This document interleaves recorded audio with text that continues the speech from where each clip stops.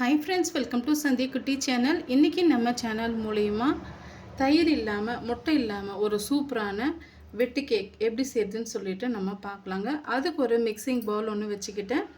1 cup அளவுக்கு நான் மைதா மாவு எடுத்துக்கிட்டேங்க. இப்போ இது கூடவே 2 டீஸ்பூன் அளவுக்கு அரிசி மாவு எடுத்துக்கிட்டேன். 3 டீஸ்பூன் அளவுக்கு ரவை வந்து எடுத்துக்கிட்டுங்க. வறுத்த ரவை, வறுக்காத ரவை.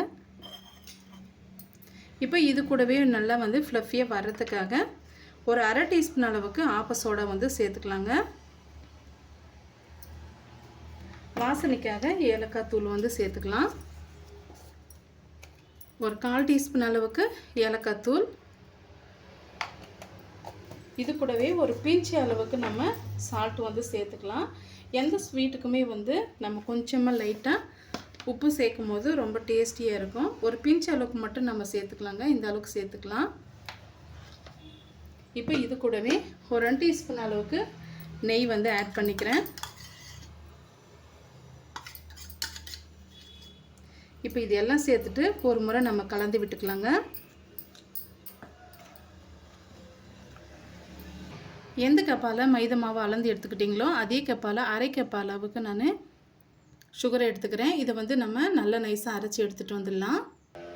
இப்போ நம்ம அரைச்சி எடுத்துகிட்டு வந்த சுகர் பவுடரும் இதோட நம்ம சேர்த்து விட்டுக்கலாங்க. சேர்த்துட்டு ஒரு முறை நல்லா கலந்து விட்டுட்டு கொஞ்சம் கொஞ்சமாக நம்ம தண்ணி சேர்த்து பிசைஞ்சு எடுத்துக்கலாம்.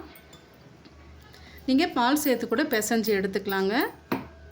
இப்போ நான் தண்ணி சேர்த்து தான் பிசைஞ்சு எடுத்துக்க போகிறேன். இப்போ எடுத்தோடனே அதிகமான தண்ணி வந்து சேர்த்துட வேண்டாங்க. நம்ம சுகர் பவுடர் வந்து ஆட் பண்ணியிருக்கிறதுனால அதுவே வந்து நமக்கு இலக்கமாக வரும். அதனால் பார்த்துட்டு தண்ணி வந்து ஆட் பண்ணிக்கோங்க. ஒரு முறை நல்லா வந்து மிக்ஸ் பண்ணி விட்டுக்கலாம். இப்போ இது எதுக்காக நம்ம ஊற வைக்கிறோன்னு பார்த்தீங்களன்னா, நம்ம ரவை வந்து கலந்துருக்கிறதுனால அந்த ரவை நல்லா வந்து தண்ணியை அப்சர்வ் பண்ணிட்டு வரணும். பாருங்கள், இந்த அளவுக்கு ஸ்டிக்கியாக வந்து நீங்கள் பிசைஞ்சு எடுத்துக்கோங்க.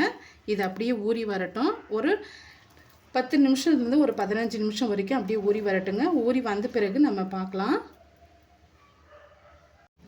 பாருங்கள், ஒரு 15 மினிட்ஸ் ஆகிடுச்சு. இப்போ இதை நான் மூடி வச்சுருந்தேன், ஓப்பன் பண்ணிக்கிட்டேன். இப்போ கொஞ்சமாக நம்ம கையில் தண்ணியை வந்து நனைச்சிக்கலாங்க. நனைச்சிக்கிட்டு கொஞ்சமாக இப்படி மாவு எடுத்துக்கலாம்.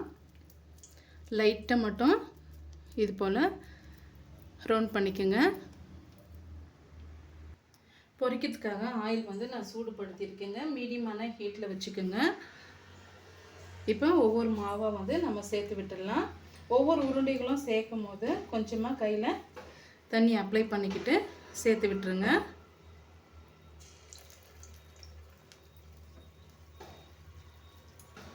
மீடியத்துக்கும் சிம்மிலும் வந்து மாற்றி மாற்றி வச்சு நீங்கள் பொரிச்சு எடுத்துக்கோங்க.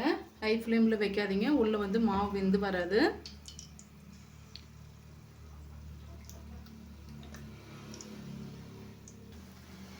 இப்போ நம்ம இன்னொரு சைடு வந்து திருப்பி போட்டுக்கலாங்க.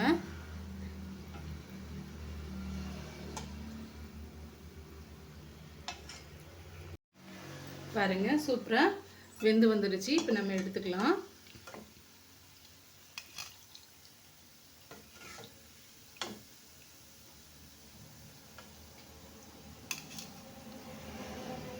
இதே போல் எல்லா பீஸுகளையும் நம்ம போட்டு எடுத்துட்டு பிறகு பார்க்கலாங்க. பாருங்கள், நெக்ஸ்ட் பேட்சு நம்ம போட்டு எடுத்துக்கிட்டோம்.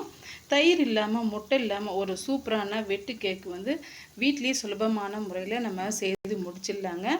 இதே போல் சிம்பிளான முறையில் நீங்கள் செய்து பாருங்கள், ரொம்பவே டேஸ்டியாக இருக்கும். அவ்வளோதாங்க, டீ கடை கஜடா வந்து எல்லாமே நம்ம செய்து முடிச்சிட்டோம். ரொம்பவே டேஸ்டியான இந்த டீ கடை கஜடா ரெசிபி உங்களுக்கு பிடிக்கும்னு நினைக்கிறேன். பிடிச்சிருந்தால் மறக்காமல் சந்தியா குட்டி சேனலுக்கு சப்ஸ்கிரைப் பண்ணுங்கள், லைக் பண்ணுங்கள், ஃப்ரெண்ட்ஸ் அண்ட் ஃபேமிலியோடு நிறைய ஷேர் பண்ணுங்கள். இது போல் சிம்பிளான டேஸ்டியான ரெசிபிஸ் பார்க்க நம்ம சந்தியா குட்டி சேனலை ஃபாலோ பண்ண மறந்துடாதீங்க.